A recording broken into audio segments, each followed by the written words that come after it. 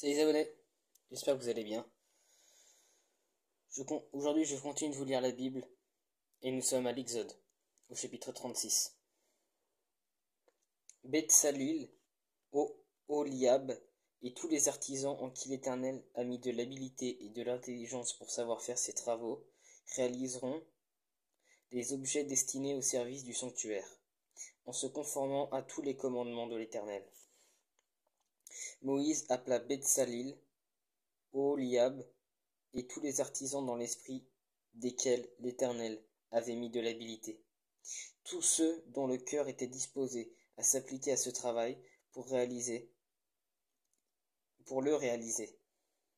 Ils prirent devant Moïse toutes les offrandes qu'avaient apportées les Israélites pour faire des objets destinés au service du sanctuaire.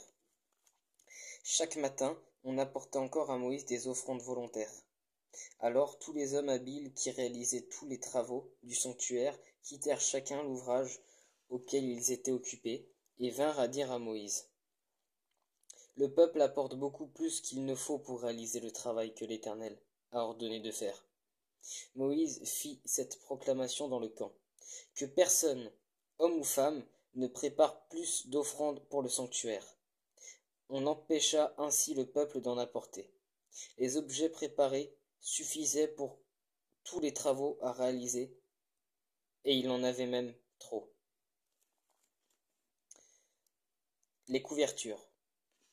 Tous les artisans qui accomplirent ce travail firent le tabernacle avec 10 tapis en fin lin retors et en fil bleu, pourpre et cramoisi. On y représenta des chérubins selon l'art du brodeur. La longueur d'un tapis était de 14 mètres, et sa longueur de 2 mètres. La mesure était la même pour tous les tapis. On acheta 5 de ces tapis ensemble. Les 5 autres furent aussi attachés ensemble. On fit des lacets bleus sur le bord du tapis, terminant le premier assemblage. Et on fit de même sur le bord du tapis, terminant le second assemblage. On mit 50 lacets au premier tapis et 50 lacets sur le bord du tapis, terminant le second assemblage. Ces lacets correspondaient les uns aux autres. On fit 50 agrafes en or et l'on attacha les tapis l'un à l'autre avec les agrafes. Ainsi, le tabernacle forma un tout. On fit des tapis en poil de chèvre, destinés à servir de tenture par-dessus le tabernacle. On en fit 11.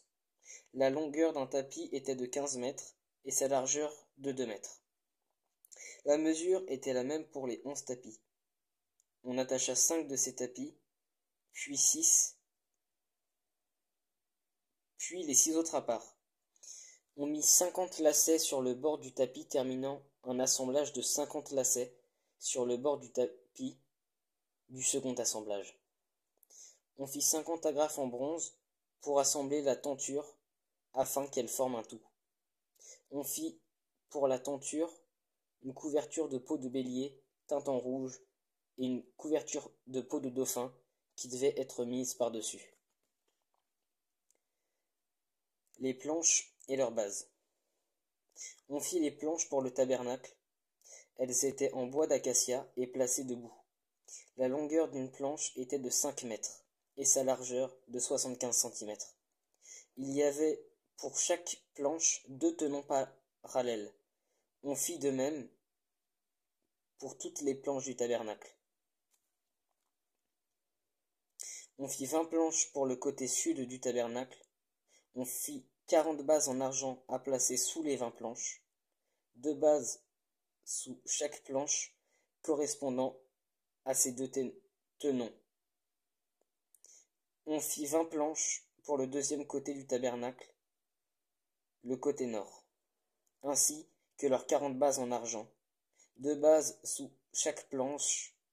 On fit 6 planches pour le fond du tabernacle, le côté ouest. On fit 2 planches pour les angles du tabernacle dans le fond. Elles étaient doubles depuis le bas et bien reliées à leur sommet par un anneau. On fit de même pour les angles, pour les 2 planches placées aux 2 angles. Il y avait ainsi 8 planches avec leurs bases en argent, soit 16 bases. 2 sous chaque planche. On fit 5 barres en bois d'acacia pour les planches de lin des côtés du tabernacle, 5 barres pour les planches du deuxième côté du tabernacle, et 5 barres pour les planches du côté du tabernacle qui formait le fond, orienté à l'ouest.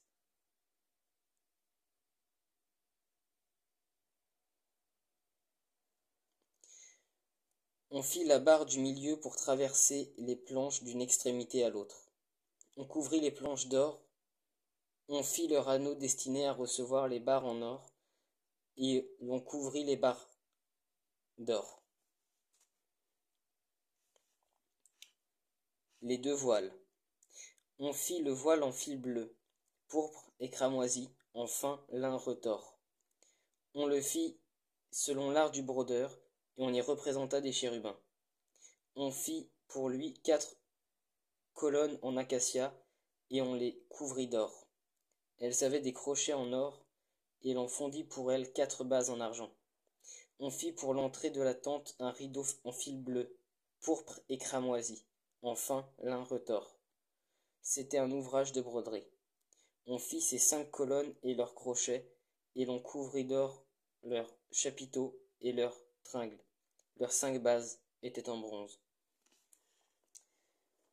Voilà, c'était le chapitre 36 de l'Exode, j'espère que ça vous a plu. Si vous avez des questions, comme d'habitude, n'hésitez pas à les poser soit à peu près par ici en commentaire sur TikTok ou sur YouTube.